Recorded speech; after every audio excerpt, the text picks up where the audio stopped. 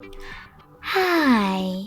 In front of me is Samsung Galaxy M14, and today I would like to show you how you can operate app permissions on this device.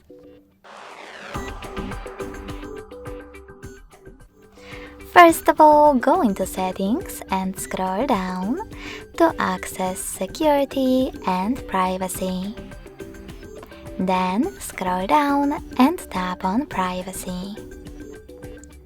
Following that, tap on Permission Manager and select one of your device's features that you wish to manage, like location.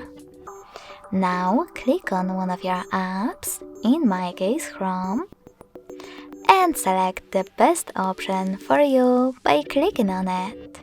Allow only while using the app, ask every time, or don't allow.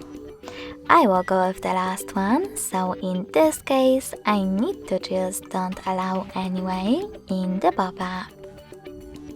So when I click on the back button, as you can see, Chrome no longer has access to my device's location.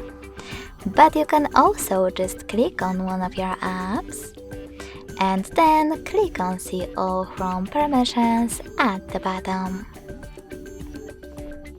After that, you can manage all of those features only for this app from here.